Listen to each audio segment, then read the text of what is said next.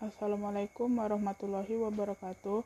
Perkenalkan, nama saya Jane Eka Sari Radia, NIM 20031161 dari Prodi S1 Pendidikan Matematika.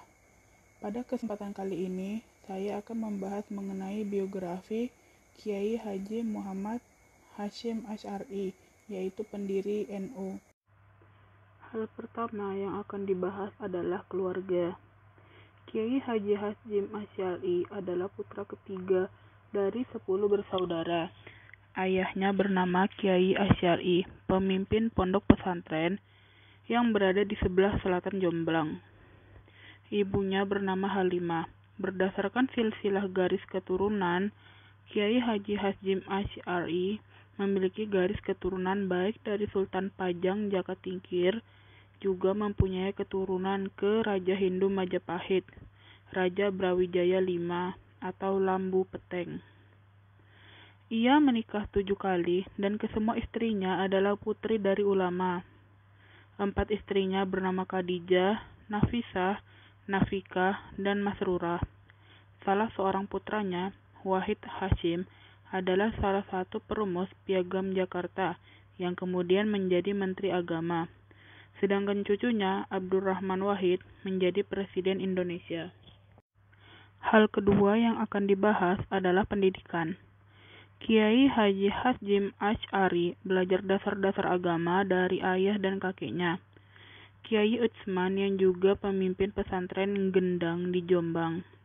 Sejak usia 15 tahun, ia berkelana menimba ilmu di berbagai pesantren, antara lain pesantren Wonokoyo di Probolinggo, pesantren Langitan di Tuban, pesantren Trenggilis di Semarang, pesantren Kademangan di Bangkalan, dan pesantren Siwalan Paji di Sidoarjo.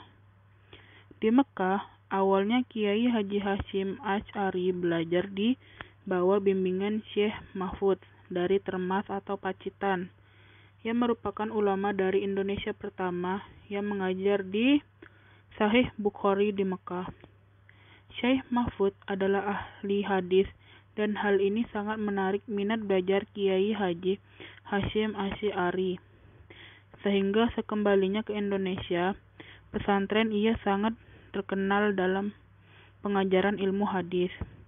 Ia mendapatkan ijazah langsung dari Syekh Mahfud untuk mengajar Sahih Bukhari, di mana Syekh Mahfud merupakan pewaris terakhir dari pertalian penerima atau isnad hadis dari 23 generasi penerima karya ini. Selain belajar hadis, ia juga belajar tasawuf atau sufi dengan mendalami tarekat Qadiriyah dan Naqsyabandiyah. Kiai Haji Hasyim Asy'ari juga mempelajari fikih madzhab Syafi'i di bawah asuhan Syekh Ahmad Khatib dari Minangkabau, yang juga ahli dalam bidang astronomi atau ilmu falak, matematika atau ilmu hisab, dan aljabar. Pada masa belajar pada Ahmad Khatib inilah Kiai Haji Hasyim Asy'ari mempelajari tafsir Al-Manar, karya monumental Muhammad Abduh. Pada prinsipnya ia mengagumi rasionalitas pemikiran Abduh, akan tetapi kurang setuju dengan ejekan Abduh terhadap ulama tradisionalis. Gurunya yang lain adalah termasuk ulama terkenal dari Banten yang mukim di Mekah, yaitu Syekh Nawawi Al-Bantani. Sementara guru yang bukan dari Nusantara antara lain Syekh Syatta dan Syekh Dagistani yang merupakan ulama terkenal pada masa itu. Hal ketiga yang akan dibahas adalah sejarah pendirian Nahdlatul Ulama.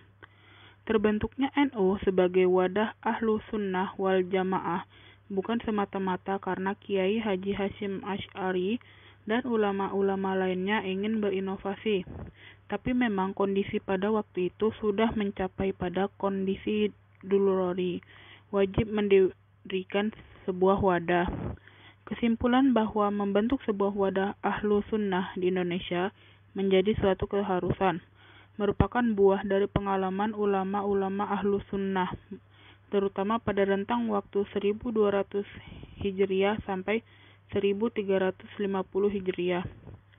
Saat itu, di Mekah terjadi peristiwa besar yang mengancam eksistensi Ahlu Sunnah wal Jamaah terkait penghapusan khalifah oleh Turki dan berkuasanya rezim kaum Wahabi yang tidak membuka ruang bagi berkembangnya mazhab-mazhab di Tanah Suci.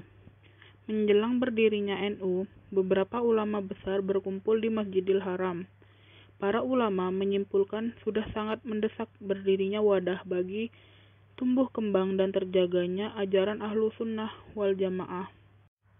Hal terakhir yang akan dibahas ialah sifat teladan Kiai Haji Hasyim Asy'ari. Bentuk dukungan yang diberikan oleh Kiai Haji Muhammad Hasyim Asy'ari kepada para pejuang tanah air tidak hanya dalam bentuk seruan jihad. Selama perang terjadi, Kiai Haji Hasyim Asy'ari menolak saran Bung Tomo agar mengungsi dari Tebu Ireng ke tempat yang lebih aman. Permintaan Bung Tomo ini dikarenakan musuh sudah bergerak mendekati Jombang. Sikap konsistensi yang beliau tunjukkan adalah dengan memilih tetap bertahan di Tebu Ireng dengan menghadapi penjajah daripada mengungsi dan bersembunyi di tempat yang lebih aman. Meskipun beliau dikenal sebagai ulama yang memegang teguh agama, sikap beliau untuk membela keutuhan NKRI dari penjajah wajib diteladani. Konsistensi beliau pada agama dapat kita lihat dari sikap beliau yang menolak Seikerei, sebuah perintah yang dikeluarkan oleh Jepang kepada rakyat Indonesia agar membungkukkan setengah badan pada pukul 7 pagi sebagai penghormatan terhadap Kaisar Hirohito yang sedang memerintah. Sekian yang dapat saya sampaikan, kurang lebihnya mohon dimaafkan. Wassalamualaikum warahmatullahi wabarakatuh.